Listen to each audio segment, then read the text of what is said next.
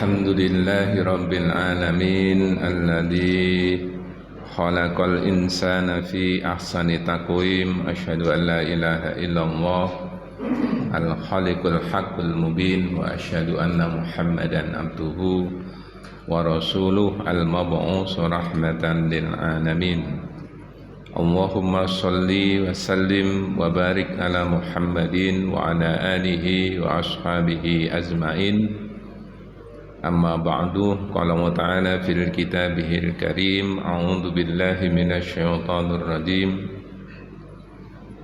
ومن شكر فإنما يشكر لنفسه ومن كفر فإن ربي غني كريم وقال تعالى الذين يقيمون الصلاة ومما رزقناهم ينفقون أولئك هم المؤمنون حقا لهم درجات عند ربهم ومغفرة ورزق كريم قال النبي صلى الله عليه وسلم إنما بعثت لأتمم مكارم الأخلاق الحديث أو كما قال.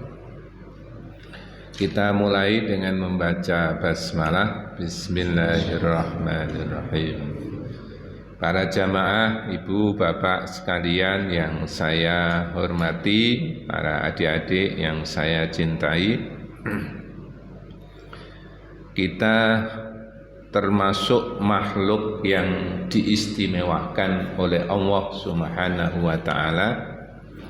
Kita keturunan Bani Adam yang dimuliakan oleh Allah Subhanahu wa Ta'ala, maka kita seharusnya menjaga kemuliaan yang sudah dianugerahkan Allah Subhanahu wa Ta'ala kepada kita itu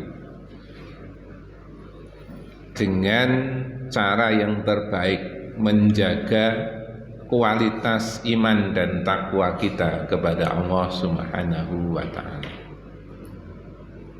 Terus menerus berusaha meningkatkan kadar iman dan takwa kita kepada Allah. Salawat dan salam kita haturkan kepada Nabi kita Muhammad sallallahu alaihi wasallam, Nabi dan Rasul yang menjadi teladan bagi kita semua.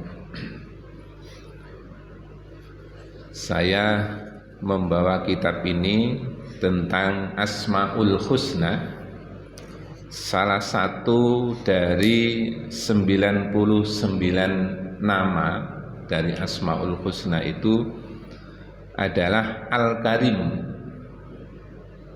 Tuhan yang maha mulia. Tuhan yang maha mulia. Di Surat An-Naml ayat 40 salah satunya disebut nama mulia Allah Subhanahu wa Ta'ala ini Karim. Wa man syakara fa innama yashkuru li nafsihi wa man kafara fa inna rabbi ghaniyyun karim.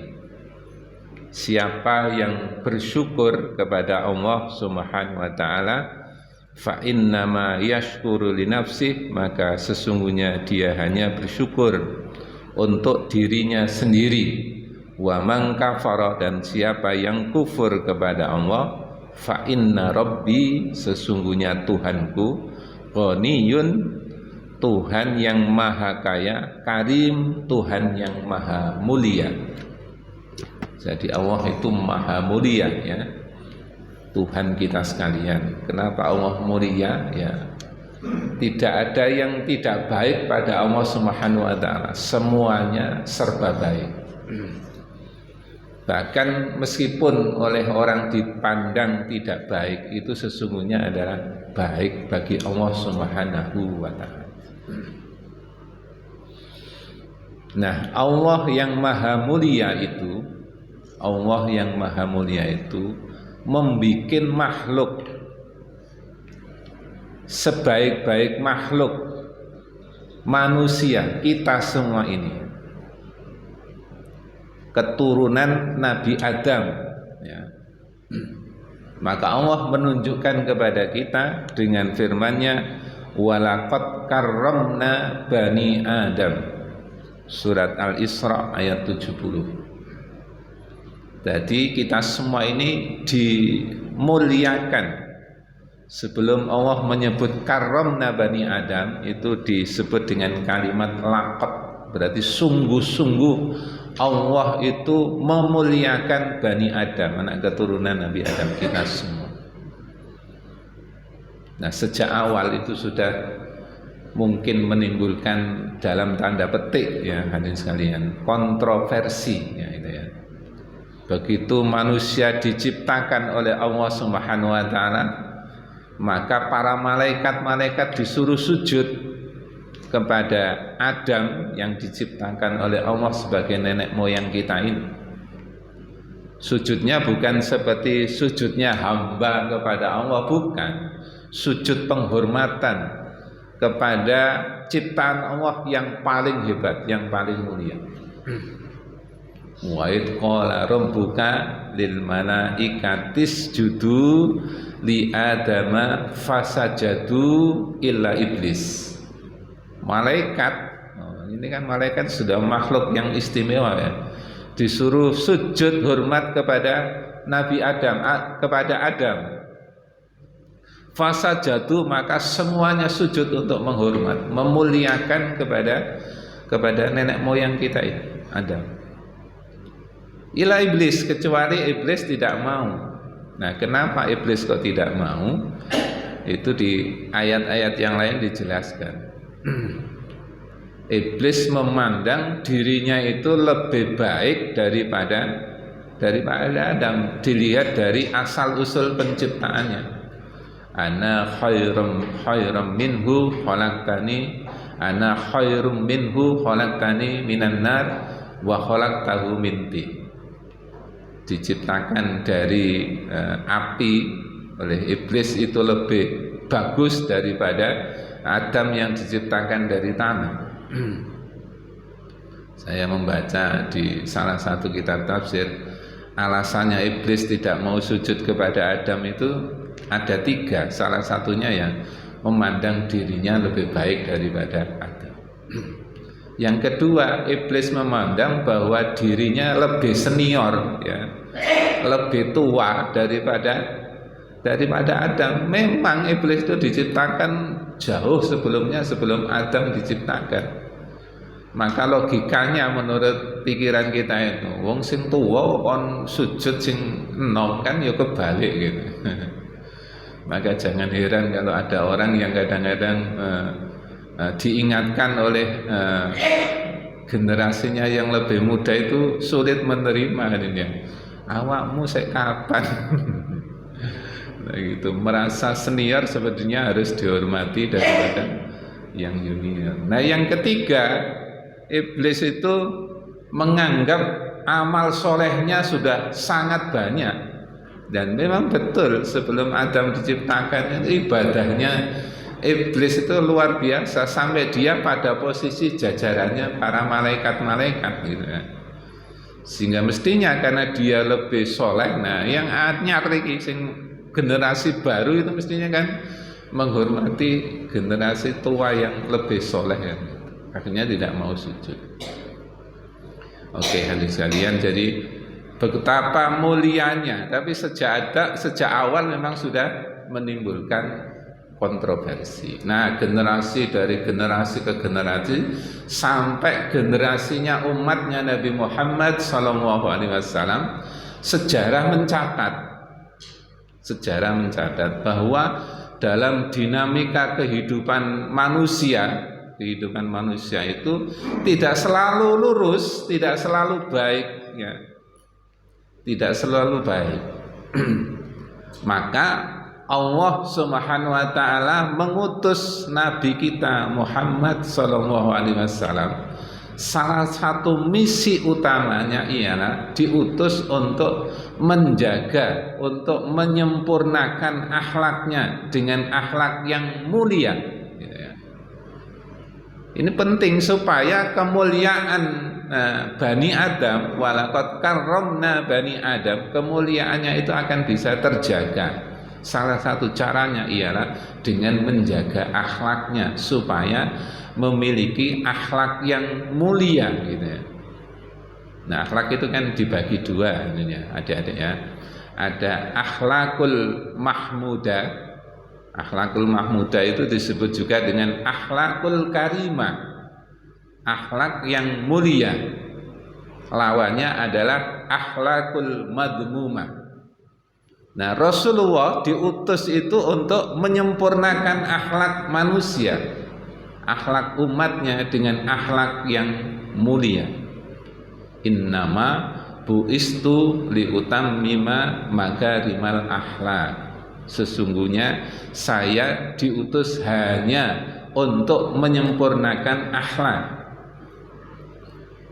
Membaca sejarah peradaban Islam ya, sebelum Nabi Muhammad SAW diutus ke atas dunia, akhlaknya orang-orang jahiliyah pada masa itu, Arab jahiliyah, Masya Allah luar biasa. Bahasa kasarnya itu sungguh sangat luar biasa bejatnya itu ya. Maka ketika perkembangan akhlak manusia sudah kembali ke titik yang tidak bagus, maka sesungguhnya dia atau mereka mengulang sejarah peradaban yang kelam itu dengan peradaban jahiliyah. Nah, Nabi Muhammad SAW diutus supaya menyempurnakan akhlak umatnya dengan akhlakul karimah.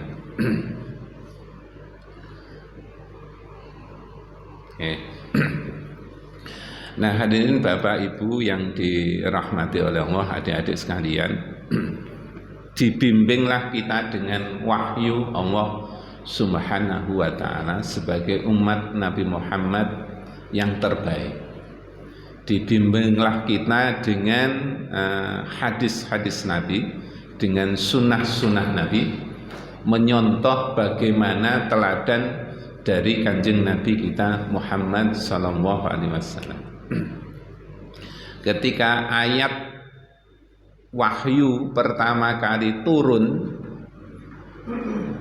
yang dibawa oleh malaikat Jibril kepada Nabi kita Muhammad sallallahu alaihi wasallam di Gua Hira, salah satu yang diperkenalkan oleh Allah Subhanahu wa taala melalui malaikat Jibril dalam bentuk ayat Al-Qur'an ialah supaya memahami bahwa Allah itu sungguh sangat mulia. Jadi ini ditata dulu akidahnya pada awal, di samping perintah untuk membaca.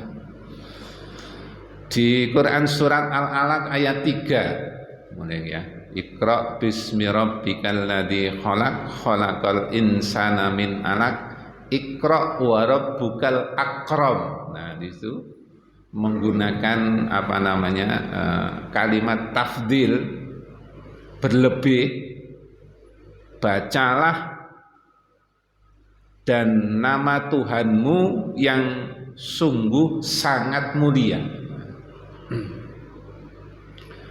Bacalah nama Tuhanmu yang sangat mulia. Jadi pertama diperkenalkan bahwa Allah itu begitu sangat mulianya kepada kita sekalian.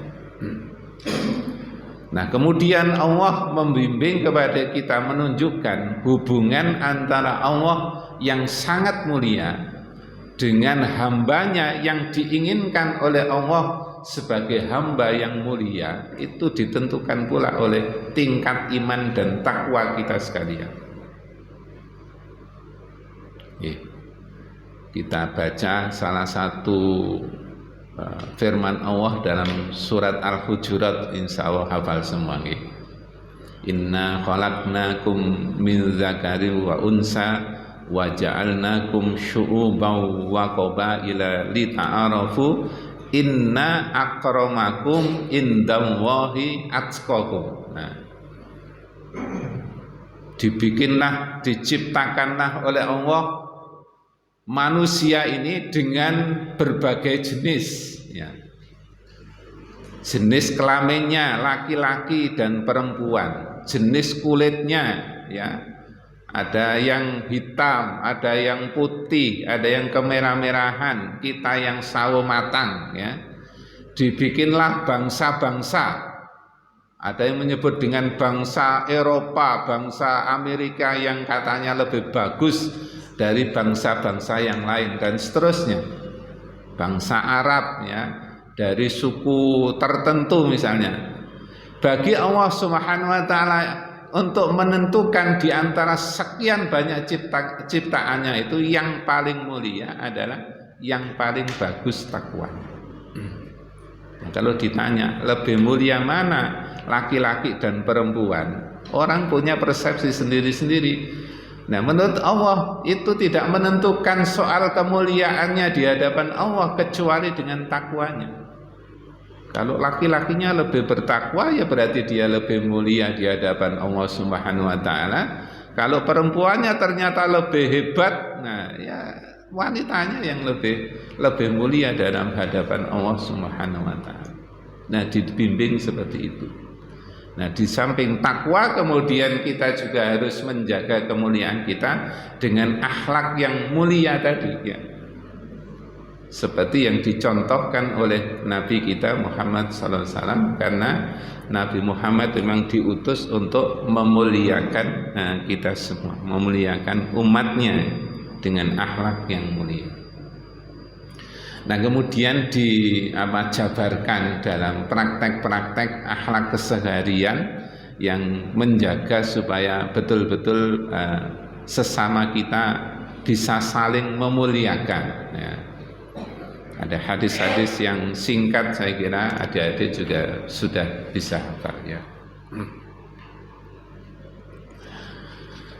Salah satunya hadis yang sangat terkenal, man kana yu'minu billahi wal yaumil akhir falyukrim jarahu wa man kana yu'minu billahi wal yaumil akhir falyukrim dhaifahu. Nah, itu.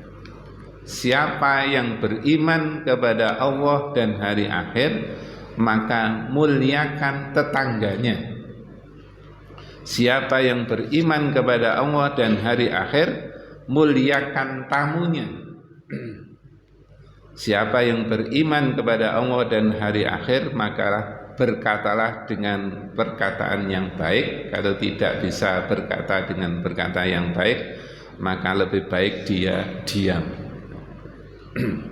Nah, ini kan contoh-contoh bagaimana kita menerapkan sebagai hamba Allah yang mulia dengan praktek akhlakul karimah yang mulia pula. Disuruh memuliakan tetangga kita, disuruh memuliakan tamu kita. Tetangga kita itu ada 3 kategori. Satu, tetangga kita itu masih keluarga kita sendiri. Kan bisa Mbak, ya? Omahe jajaran karo dulure dhewe. Nah, berarti tetangganya adalah keluarga kita sendiri.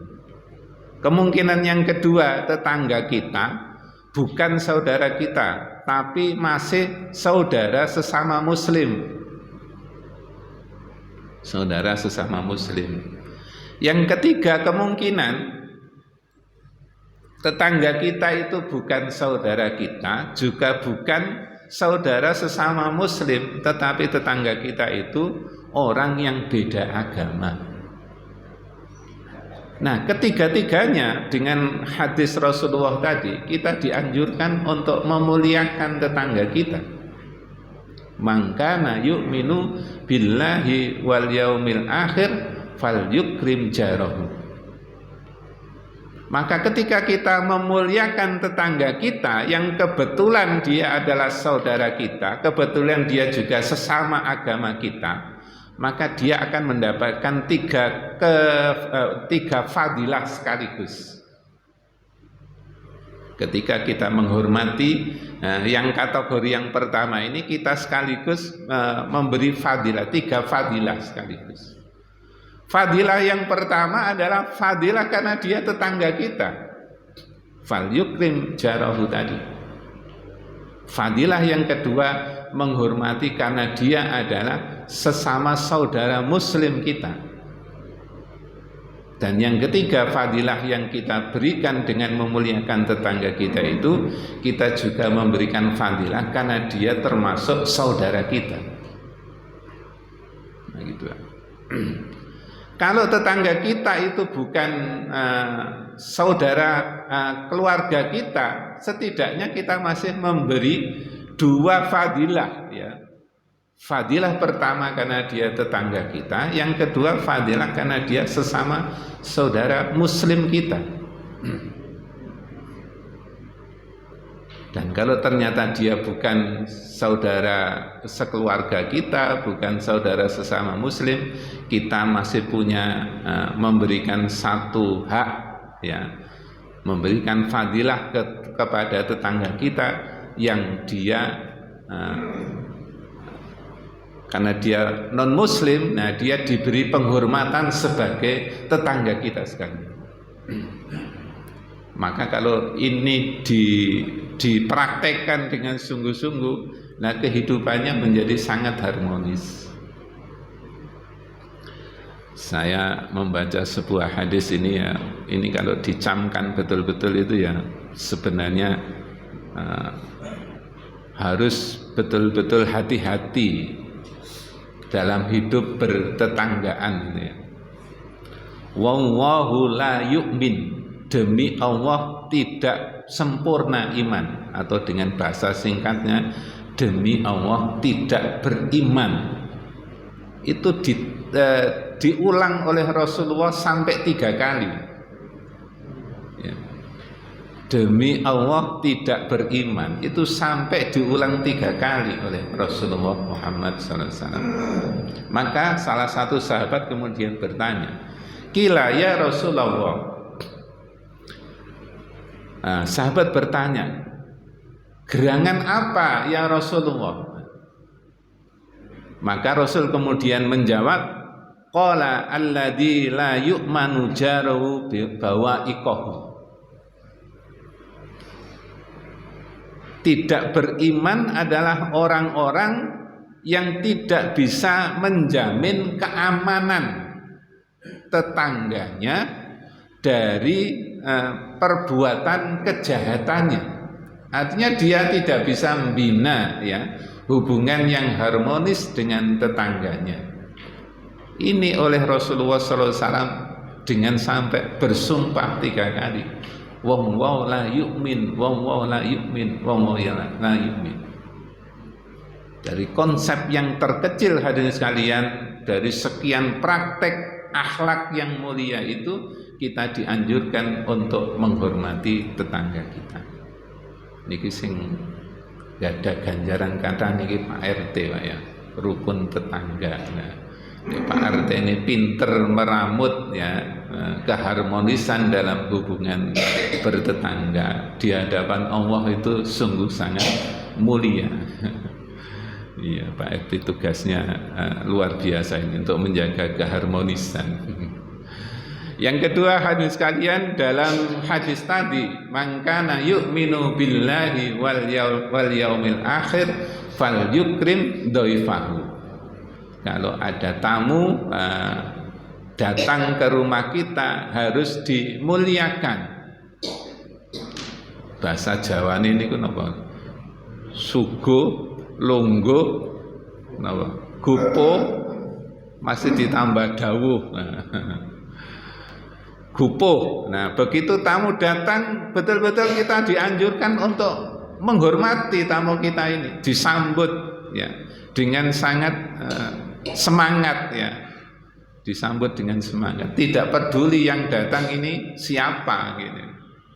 Yang kedua, suguh, diberi penghormatan, ya, entah sekedar napa niku aqua, napa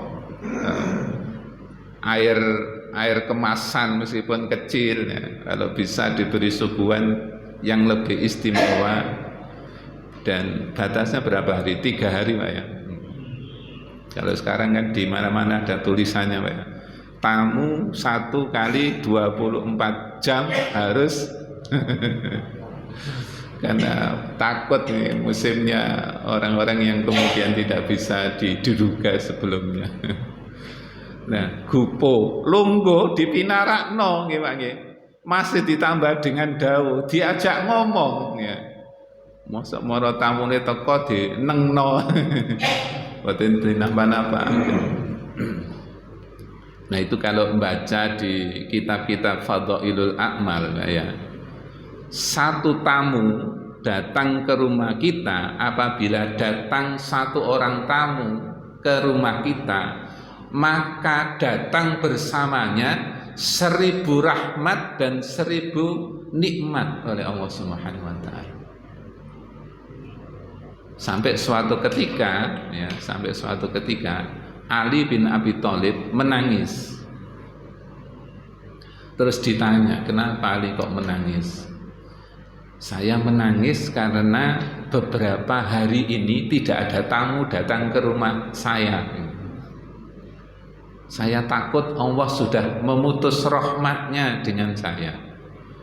Jadi Ali bin Abi Thalib nek mboten kedatangan tamu niku malah napa getun nggih Pak nggih. Tapi nek bolak-balik ana tamu, khawatir ibu-ibu sing teng wingking niku malah sing kok bolak-balik tamu. Gulane pun telas, kopine pun telas.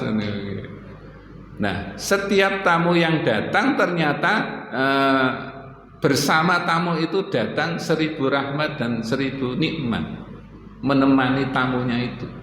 Maka logikanya semakin banyak tamu ke rumah kita, maka semakin banyak nikmat, semakin banyak rahmat, semakin banyak barokah yang akan kita terima. Nah, nek ngoten Pak, nek supados dapat banyak rahmat, nikmat, barokah dari Allah, nggih bolak-balik ndamel undangan mawon. Diajak pertemuan teng griyane. Maka sebenarnya kalau saya bayangkan, rumah yang baik adalah rumah yang besar yang banyak tamunya. Nah, itu enak nih pun. Nah, itulah hadirin sekalian contoh praktik. Jadi kalau digambar kalau digambar dalam garis lurus, Allah yang maha mulia membikin makhluknya, dari sekian banyak makhluk itu yang paling mulia adalah manusia. Manusia yang banyak jenisnya itu yang sangat mulia dalam pandangan Allah, garis di atas tadi adalah yang paling bagus takwanya kepada Allah Subhanahu wa taala, yang paling bagus akhlaknya dengan akhlak mulia, dan itu diajarkan langsung, dibimbing langsung oleh Nabi kita Muhammad sallallahu alaihi wasallam. Maka penekanan kita di sini adalah di samping meningkatkan iman dan takwa, mari kita berakhlak sesama saudara kita dengan akhlak yang mulia. Ittaqillaha haitsuma kunta wa atbi'is sayyi'atal hasanatan tuha wa khaliqin nas bi khuluqin hasan. Adik-adik, hormati orang yang lebih tua, hormati guru Anda, hormati tetangga Anda, karena itu bagian dari ajaran Nabi kita Muhammad SAW. Terima kasih, mohon maaf apabila ada kekhilafan dan kekurangan. Kita tutup dengan bacaan kafaratul majlis. Subhanakallahumma rabbana wa bihamdika asyhadu an la ilaha illa anta astaghfiruka wa atubu ilaik. Walhamdulillahi rabbil alamin. Assalamualaikum warahmatullahi wabarakatuh.